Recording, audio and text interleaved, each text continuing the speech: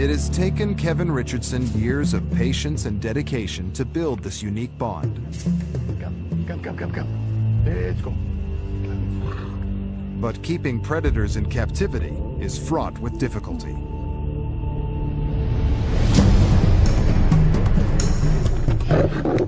An angry lion needs help. A hyena cub is saved from certain death.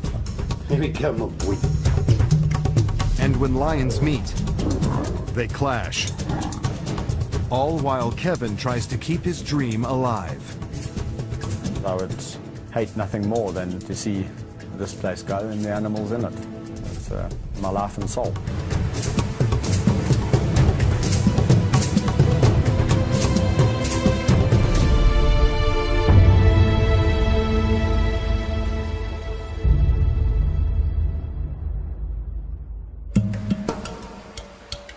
On the banks of the Crocodile River lies Kevin Richardson's 700-hectare private predator sanctuary.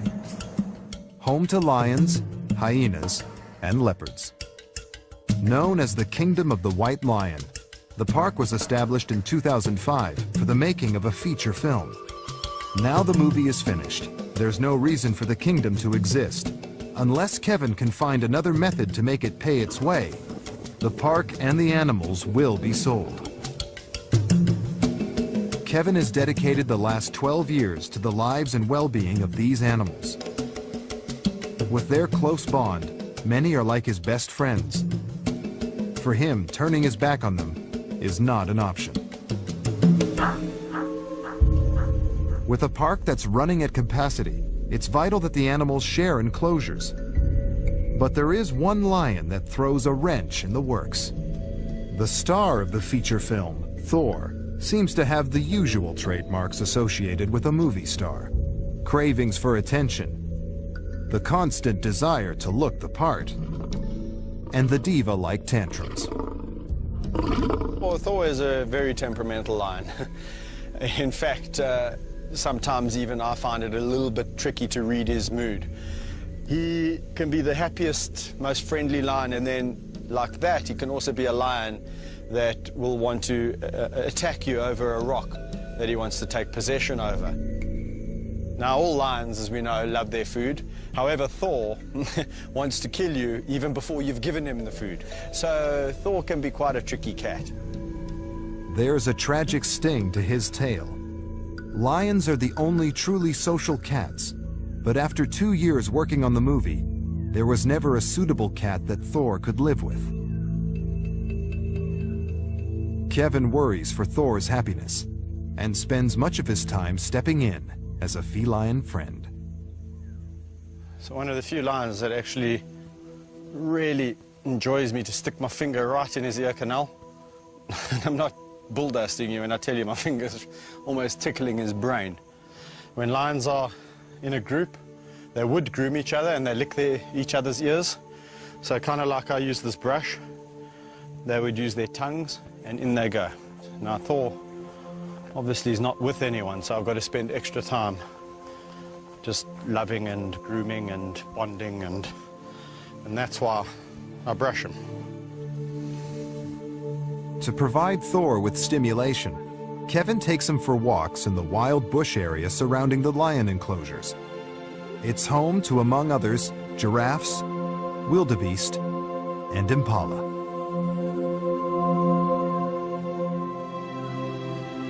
Finding a suitable partner hasn't been easy, but Kevin's had a breakthrough. We finally found some suitors for Thor. 2 lionesses, Kusasa and Sabindi. He doesn't know it yet, but in a couple of days' time, he's going to be introduced to the lovely, tawny females. Hey? We've decided that they would suit Thor just fine. We're going to put them on the pill. Because we really don't want to be breeding any more lions over here at the kingdom, eh? But you'll still get the company. It'll be nice. On the other side of the kingdom, in the hyena clan, there's trouble. Mother matriarch Gina has been fighting for dominance with her daughter Oslo. Their power struggle ended in murder as they cannibalized each other's cubs. There's just one survivor, and Kevin has had to take drastic action.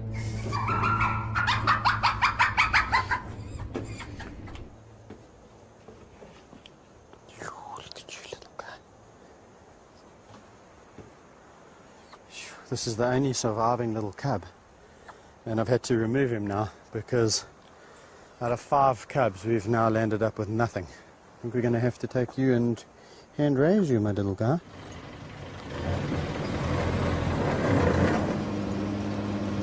The responsibilities that come with taking a youngster away are tremendous, because now you are basically becoming its mother. So you immediately start thinking about the future. Where is he going to go once we've raised him to a level where he doesn't need to stay with us 24/7? A hyena is usually thought of as a vicious scavenger, and it's uncommon for them to be bred in captivity. It's even more rare for them to be hand-raised.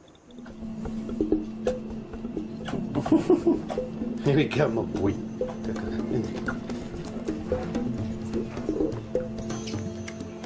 You don't want to stop for a burp then, boy? Hmm?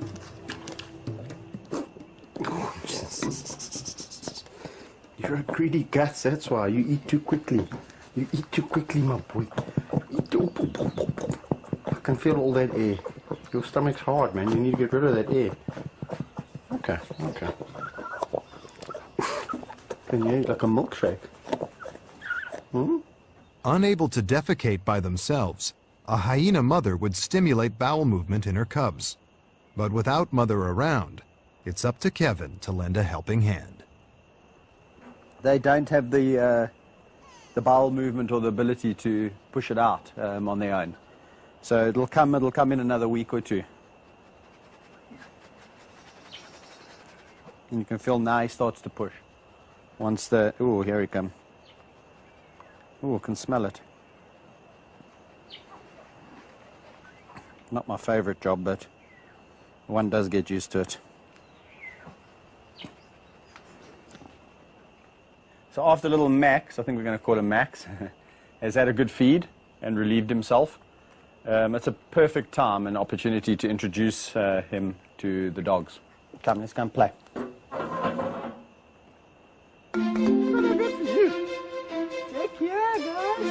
Cubs require constant socialization to prepare them for life back in the animal world. Over the years, Kevin has found help at hand on his own doorstep. You've seen, Valentino's seen many animals come through the house, so he's generally very good. He's been... Valley, stop it today. Slowly, boy. That's how you call him back. Because that little high pitch is, that's something that we found over the years they respond to. They make those sounds. With an additional animal to occupy Kevin's time, there's another weight bearing on his shoulders. He needs $15,000 to $20,000 each month just to break even. And without the facilities to welcome the paying public, it's becoming impossible for the kingdom to survive. At the moment, our roads are not good enough, and our facility, the safety of the facility in terms of bringing kids around is not safe. It's not up to spec. So we'd have to spend a fair amount of money on that, and yeah, so it's kind of like a vicious circle. It's like we need to spend money to make money. Kevin is depending on some of the profits from the movie, which helped establish the kingdom, to enable it to have a chance at a sustainable future. The coming weeks will be crucial, as Kevin waits to discover if the film's release will be able to help prevent the closure of his park. The recent brutal battle between mother and daughter in the hyena enclosure resulted in the death of cubs. To restore peace, Kevin has decided to send the feuding daughter, Oslo, and her brother, Barung, to a new home. At the break of dawn, park veterinarian Claire Speedy prepares to dart them, ready for their move to a private zoo in Southeast Asia. I'll try and get her side on for you, so you can get her backside. Nice one. For Kevin and vet Claire, the priority now is to find Oslo.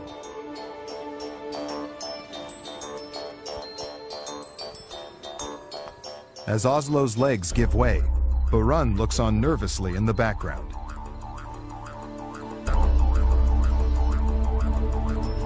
Just moments later, he too is stung by Claire's anesthetic dart.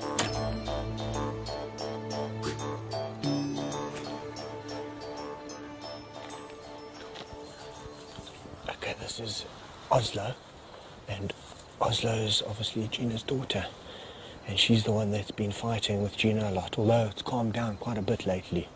But needless to say, it's going to flare up again, and the same goes for Barun. Barun is going to start breeding with his mother basically in another year or so. As they begin to look for Barun, it becomes apparent he's nowhere to be found. It's vital they quickly find the sedated animal. Unconscious, he could be in danger. Let's check down here by the den. Let's do this top half first. I think we've covered this area. Yeah. I've just looked right in that middle there. Claire asked me to look after the Barun, and I lost track of him, and now we can't find him. And he's gone down. It's not good to have an animal that's drugged just running around. Well, not running around, as the case may be. Found it!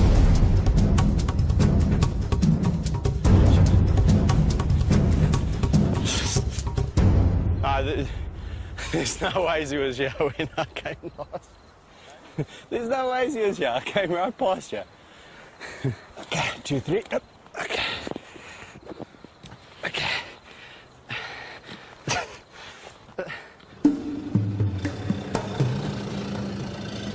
A few hours later, Oslo and Barun are on their way to the airport, the start of a long journey.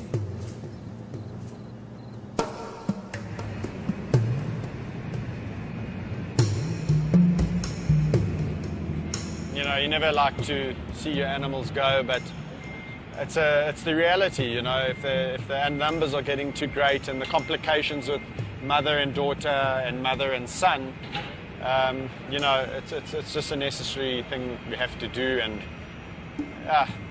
it does, you know, people say it gets easier. It doesn't.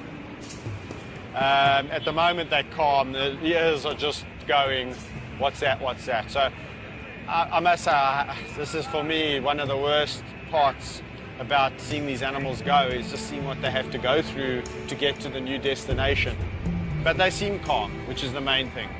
As Oslo and Barun leave for their new home, Kevin is eager to get back to the kingdom, to find out if peace has been restored in the hyena clan.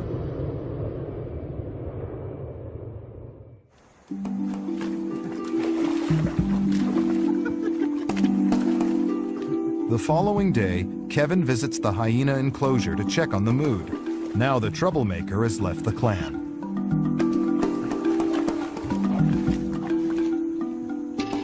Are you peeing in the water, you terrible thing? It's disgusting. Out you get. Out you get. This clan has calmed down so significantly since Barun and Oslo have left to their new home. Almost overnight. It was like the old days. So there's definitely something there with Oslo, and especially Gina. You know, that whole challenging for the throne, so to speak.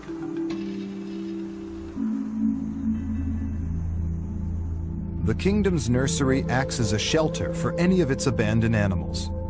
It's currently home to 2 lion cubs and 5 hyenas.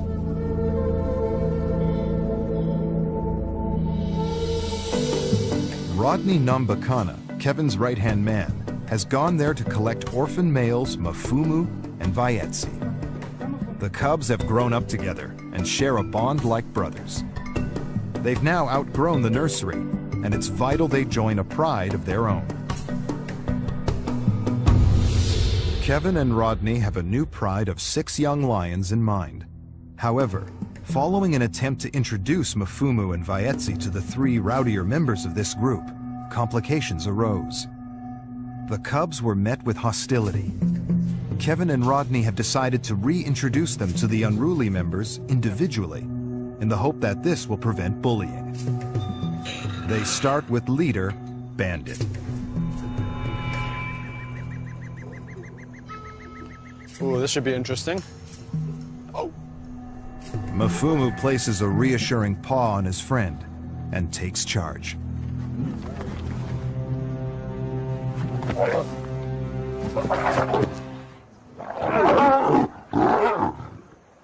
Be nice, Bandit.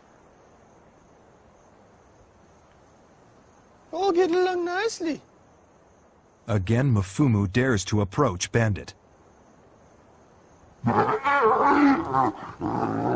Goes in to help, you see that? Slowly. Nicely, nicely. You see? No, no, no, no, no.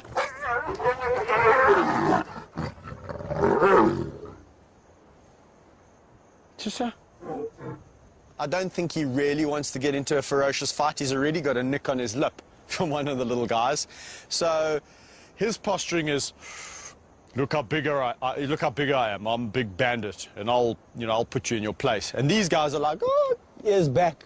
Don't pick on us. And as soon as he makes a big noise, they roll on their backs, which is the submissive behavior. I think we're going to have to just leave it for a while and let them all settle, just the three of them, before we start releasing more individuals into this group, because it can become complicated very quickly. Let's hope it works out, because if this doesn't work out, I don't know what I'm going to do. Kevin Richardson is not just passionate about his own lions, but is also involved in a conservation project to preserve wild predators. As a qualified pilot, he's received a request to help the sponsoring organization and heads 805 kilometers north to Botswana.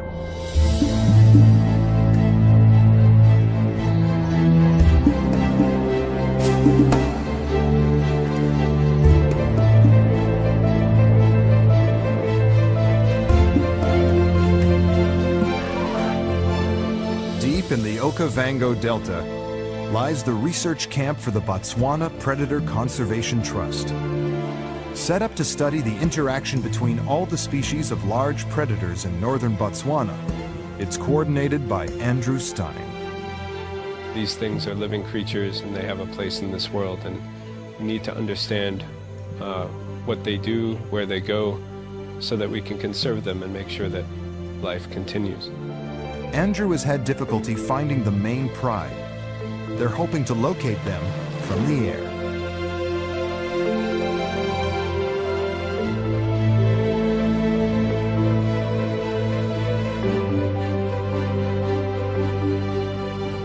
Yeah, we're quite close now. I've seen some vultures down here. Okay. So maybe let's see what we can see. Yeah, there's definitely something down there. The vultures are all landing in that tree. Okay. And in front of the tree, I'm not sure what it is, but I could have sworn it looked like a giraffe carcass. I'm going to just do one more circle around there. Okay. And see what, you know, maybe we're in luck. Maybe these lions have made a kill. No, for sure, definitely. I can actually see a lion on the carcass. There's definitely a giraffe kill there, dude. All right, great. Let's just mark that. Let's get in there on the ground and have a look.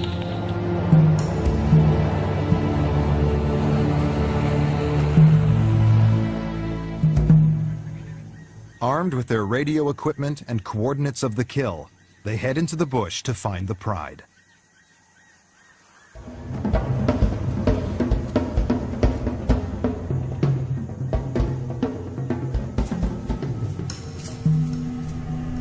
As the sun reaches its midday peak, they finally catch their first glance of predator activity.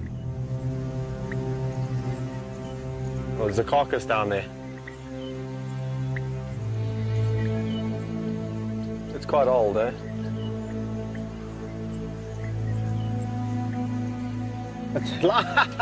There he is. I can see him from here.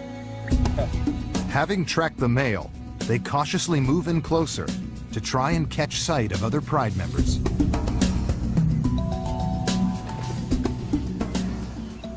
What are the dynamics of this pride? This is the largest pride that we're tracking. So there's 6 adult females. There are 9 subadults, and then 5 cubs that are a year or less, and then the 2 pride males. So it's one of the largest.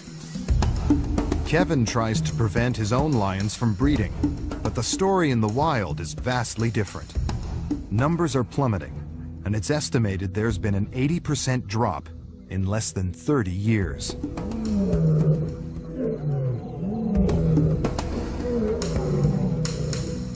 Although Kevin has a close bond with his own hand-raised lions, it would be a death wish to attempt physical contact with any others. Thanks to Kevin's help, Andrew is able to rediscover his main pride and keep his conservation efforts on track.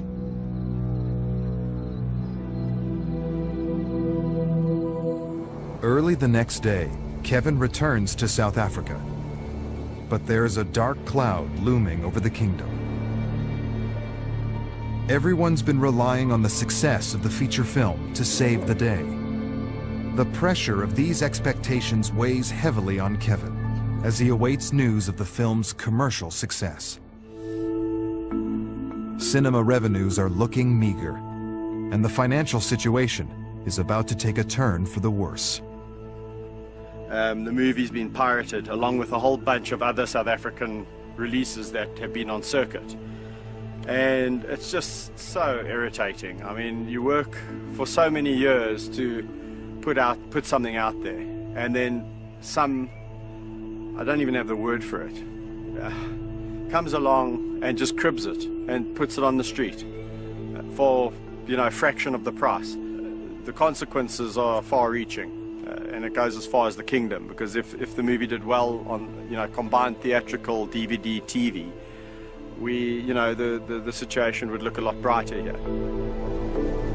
Pressure is mounting, and unless Kevin can find a way of raising much-needed cash, the future of the kingdom's residents looks bleak. If the film, you know, for whatever reason now doesn't get out there, the consequences are that the park might have to shut down, and we might be having to find homes for 37 lions, 20-odd hyena, and the rest of the animals that live here. There is no easy solution. Lions will only be bought up where there's a demand, and at the moment I don't think there's much demand for lions. So quite frankly, I think unless somebody really came in here and bought them out, putting them down would be a real option.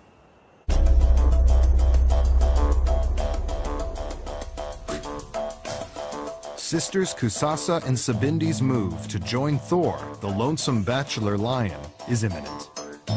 The vets have arrived to tranquilize the lionesses and administer long-term birth control.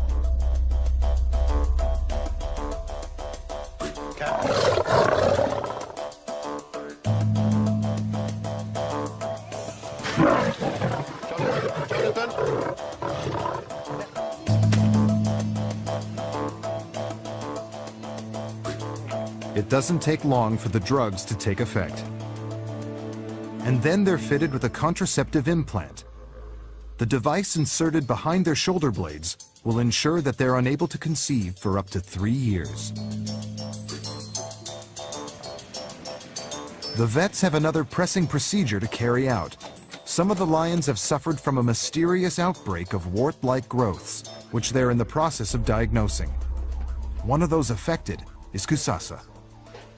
Secure in Thor's pen, the vets move quickly to remove the growth before she comes round. So Thor is clearly not happy, and it's because there's a lot changing in his life. He's moved enclosures. Now there's 2 lions that he can see and smell in his enclosure, and we are all here really irritating him. It's a delicate procedure. A wrong incision could sever a nerve ending. The removed growth will be sent to the laboratory for analysis in the hope of determining the cause.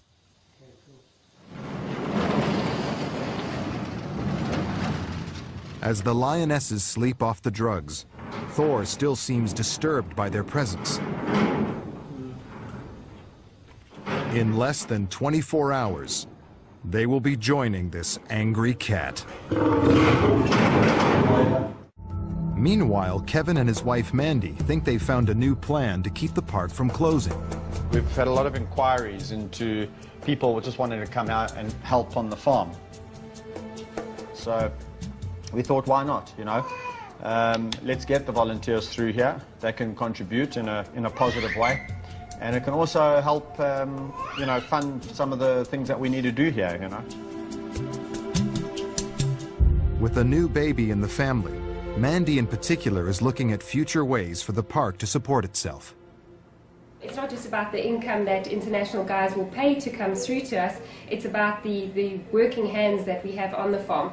There are other things we are exploring to do with corporates and things like that at a later stage, but you know, every little bit counts towards running a big park like we have.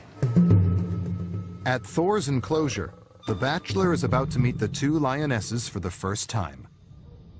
Kevin takes no risks before releasing Kusasa and Sabindi. Thor's still very aggressive. So I've had to bring the dart gun out and mix up some drugs for Thor, just in case I have to dart him to prevent him really tucking into these galls. So if it's getting out of hand and I feel that I might have to intervene, then this is what this is for. Fur is going to fly. I think people need to be aware of that. These are lions, they're not humans, and they have their own way and their own mechanisms of establishing hierarchy. One thing's for sure, Thor has to assert his dominance, and that's what he's going to do. Sure enough, Thor is living up to his temperamental reputation as he eyes up the new arrivals slowly coming round in his night pen.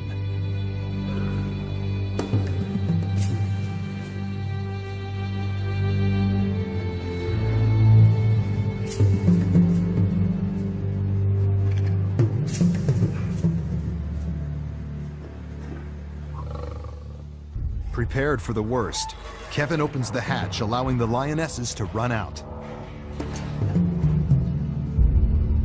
But true to his unpredictable ways, Thor seems indifferent to their presence. Despite Kevin's anxieties, the girls don't seem too concerned with their new roommate. As soon as food arrives, it's the perfect opportunity for Thor to show off his dominance. Yeah.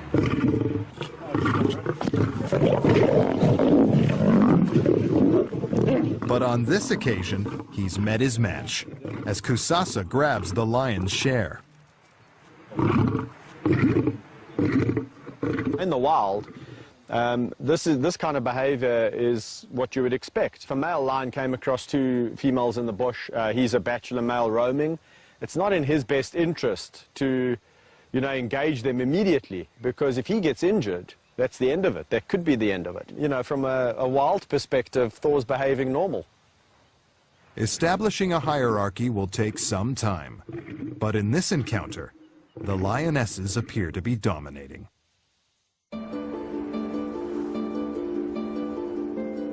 In another enclosure, Kevin faces a dilemma.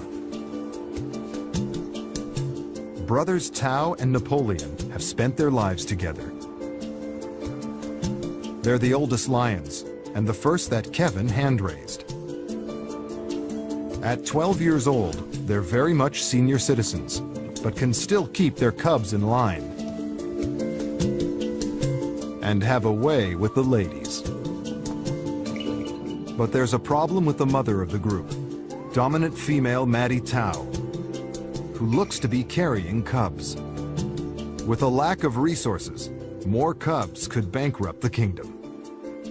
She is quite a big eater, so she doesn't really watch her diet. But more than that, I've seen that the actual girth of her body is a lot wider.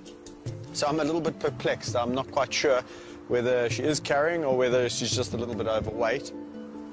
We have had it before with Maddie Tao, that just when we thought she wasn't pregnant, out popped some cubs.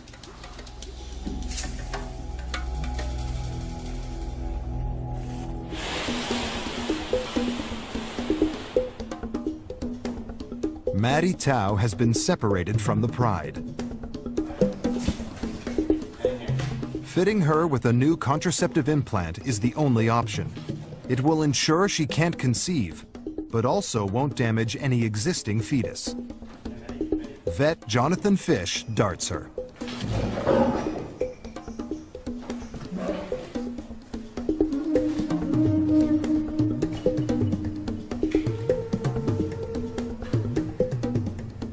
She does look quite wide, her back, her girth. When the lions generally fall pregnant, they increase in size from here to here.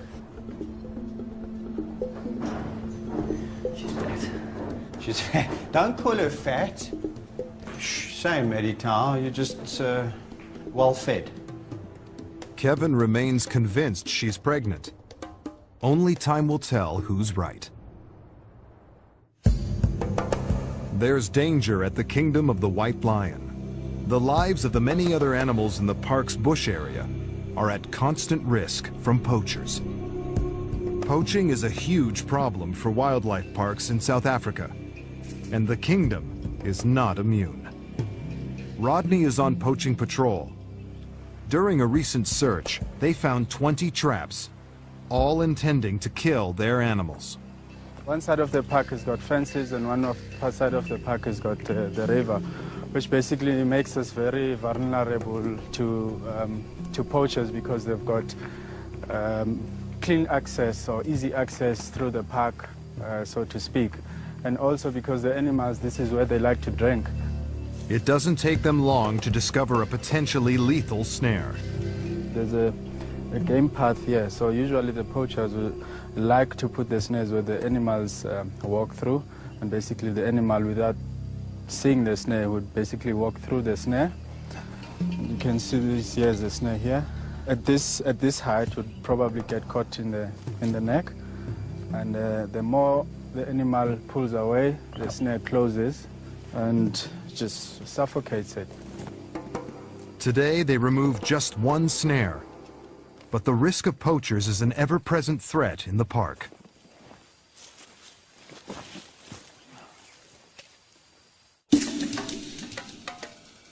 Back in the teenage lion enclosure, there's an animal that appears to be out of place. Spunnies has grown up with the lions and is a fully fledged member of Bandit's Pride.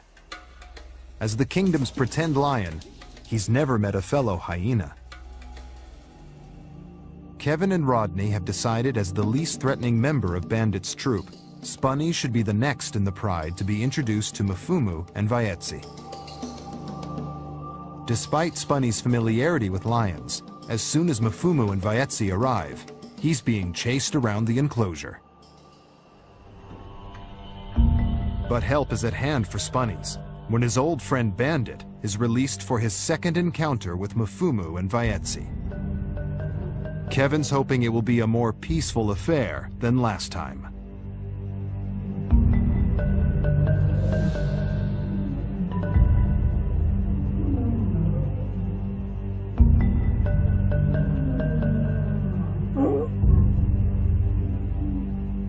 The group quickly settle down and form a truce. Kevin and Rodney now feel they can introduce Bandit's highly strung sister, Gabby.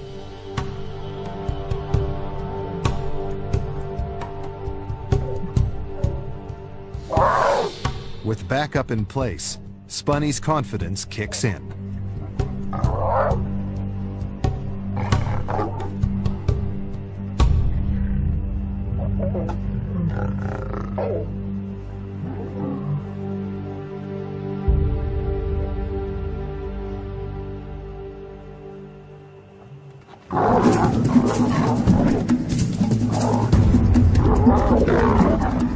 Enraged, Gabby riles Bandit, and both lay into Mfumu.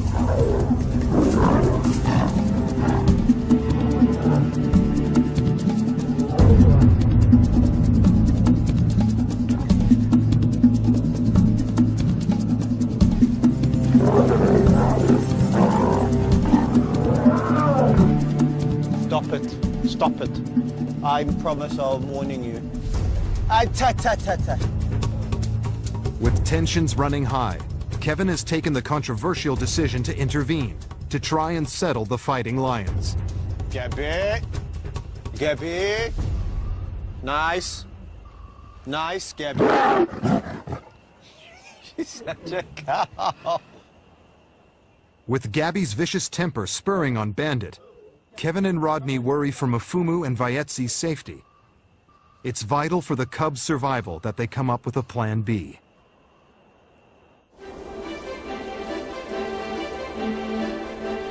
It's an early start at the kingdom. After yesterday's failed introductions, Kevin and Rodney have another card up their sleeves. They're going to let Mafumu and Vayetsi first form a coherent group with 3 of the calmer lions in Bandit's pride. If this works, they will join the rest. We've got the 5 youngsters versus the 3 older lions. They stand a much better chance. Be nice.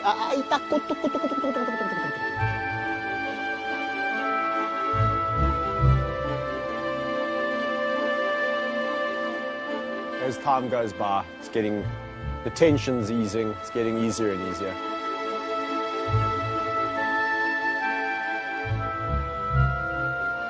Mafumu and Vayetsi, you'll notice, are side by side, very still, very quiet, very low, and keeping a very watchful eye on what the other 3 are doing.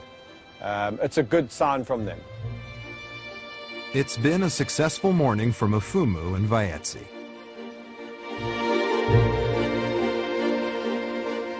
Kevin and Mandy's work has also paid off.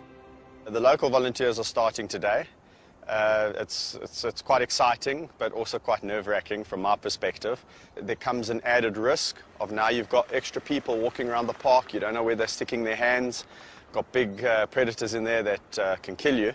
So there's always that in the back of my mind. You know, I think 99% of it is pure logic, but you never know. Hello, hello. Hi. Nice to meet you. Yeah, you too. You too. How's it? Hi, I'm Kate. Kate, nice to meet you. Kate. Corin. Yes. I'll forget all your names in a second. Renee. Renee. I won't forget that because it's my second name. How you doing? Good, good. Welcome. Take and pass and go. That's a good thing. Thank you. Cool. Oh, well, that's a good thing. Okay, thanks for all coming. It's really nice to have you all here, and I hope you're going to enjoy your volunteering at the Kingdom. It's an exciting phase to be part of, because one day, should the Kingdom be this, world-class tourist facility, you guys can say, well, I had a part to play. Following their induction, the volunteers are taken on a tour of the park and are eager to see Kevin interact with the animals. So Alex, Kaiser, Siam. Siam's a really fantastic tawny lion. Hello, Kaisi. Are you in a good mood today, boy? Oh. Okay, so he looks like he's in a good mood.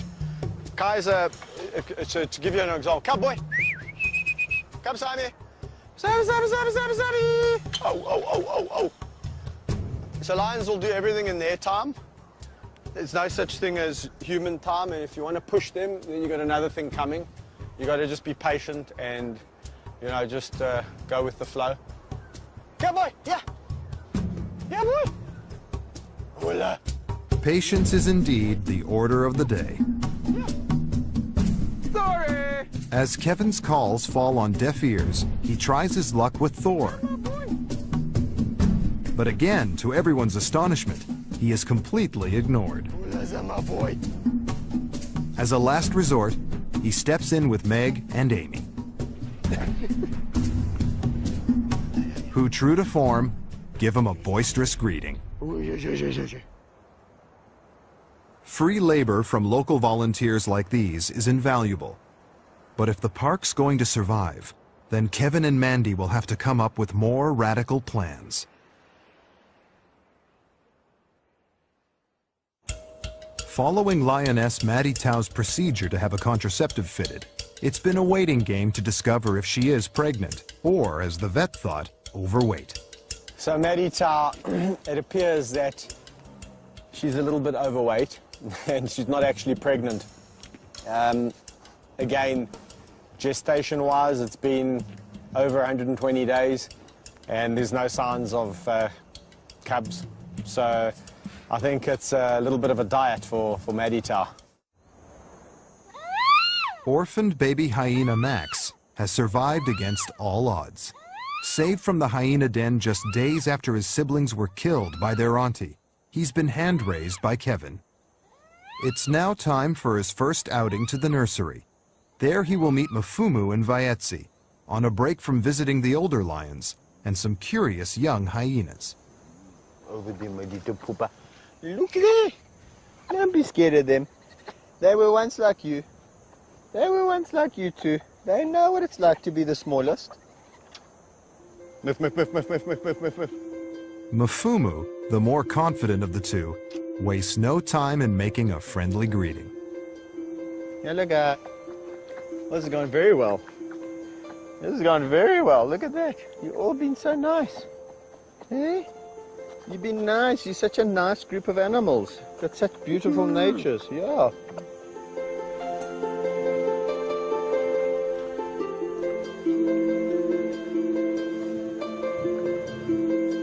Slowly. We all get so excited. Yeah. It's so exciting. All Woody's trying to do is exert her dominance. She's the oldest female here. So at this stage, she's the most dominant. Max is a little male, and she's just saying to him, listen, I'm the boss here. So if you come to my group, my clan, which involves 2 lions, I'm still the boss. Just as the youngsters settle down, Mfumu decides to show his affections.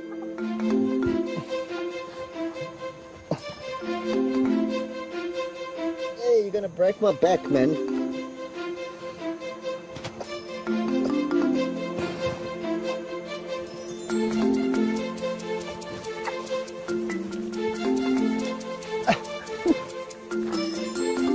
Okay, get off me, Mfumu.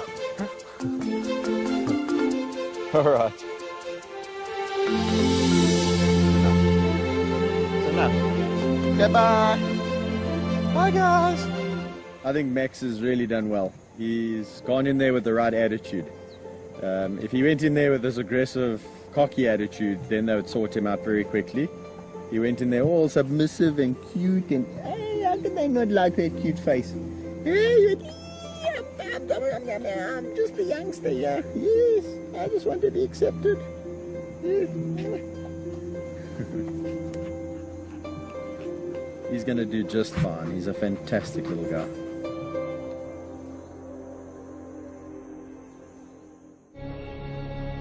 As life at the kingdom appears to settle down, there is about to be some tragic news.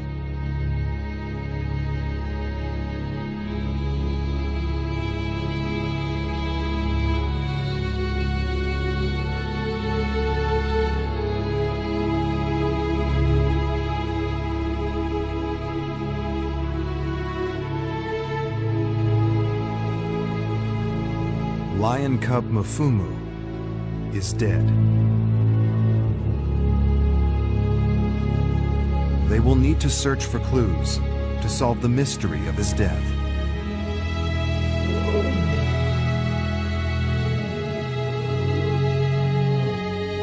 In the meantime, his best friend Vaetsi is left alone.